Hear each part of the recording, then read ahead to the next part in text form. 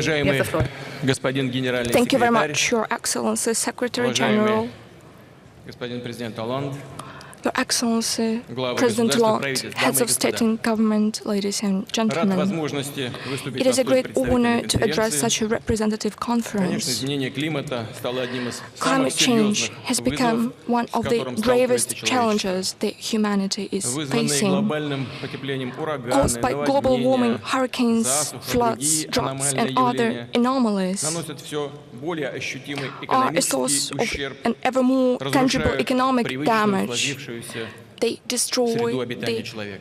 natural, От решения well-established климатических habitat проблем of the зависит humanity. Our ability to качество successfully жизни address climate всех людей change на problem will планете, determine the экономический quality рост of life for и all people устойчивое on the социальное planet, развитие economic growth, and целых регионов sustainable social development of the whole Россия предпринимает regions. активные шаги по решению Russia проблемы has been глобального потепления. contributing Наша actively страна to вышла на одно из the addressing первых мест в мире global по warming темпам problem. Our country снижения is taking the lead in terms of reducing energy intensity reduction of our economy. We have reduced it by 33.4% over the period from 2000 up to 2012.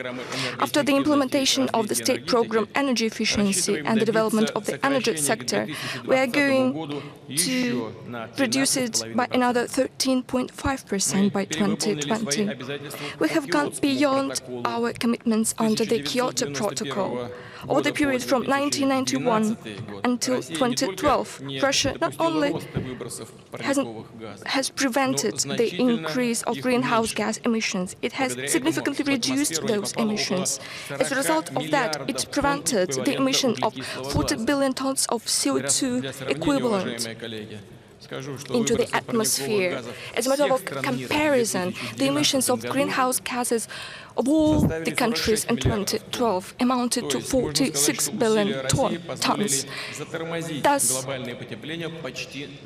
Russia's efforts have helped us slow down global warming by almost an year. We have significantly reduced greenhouse gas emissions as a result of the economy modernization, development of environmentally clean and energy-saving technologies.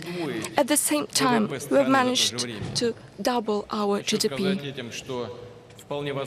Thus, we have demonstrated that we could ensure economic development and take care of our environment at the same time. It is of principled importance for the new climate agreement to build upon the principles of the UN Framework Convention on Climate Change. It should be a legally binding agreement. In its implementation, there should be participation of developed and developing countries. This agreement should be comprehensive, effective, and equitable. We fully uphold the long-term goal of the new agreement to limit the growth of global temperature by the end of the 21st century to 2 degrees Celsius. Russia will continue contributing to joint efforts aimed at preventing global warming. By 2030, we are planning to reduce greenhouse gas emissions by 70% from 1990 level. We are going to achieve that through the use of breakthrough energy conservation technologies and through the use of new nanotechnologies. For example, Russia has developed the technology of using carbon nanotubes-based additives. According to some experts, these technologies could reduce the emissions of CO2 by 2030 by 180 million tons only in Russia. Naturally, we are standing ready to exchange those technological solutions. The new agreement should reflect the important role of forests as the major source of absorption of greenhouse gases. For Russia, as for the country that possesses enormous forest resources and does a lot to preserve the lungs of the planet, it is of utmost importance. Of principled importance is to provide support to the developing states in their efforts aimed at reducing the emissions of harmful substances. Russia is going to provide financial and any sort of assistance to these countries through various UN mechanisms.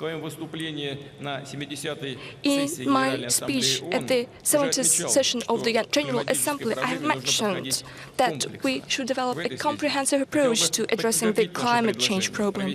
In this context, let me affirm once again our proposal to convene a scientific forum under the aegis of the United Nations, which would serve the platform to discuss various problems, not only those linked to climate change, but also those linked to depletion of natural resources and degradation of the human habitat. Ladies and gentlemen, we hope that through concerted efforts we would be able to develop a new climate agreement that would replace the Kyoto Protocol, that would serve the interests of all the states and peoples after 2020. I thank you for your attention.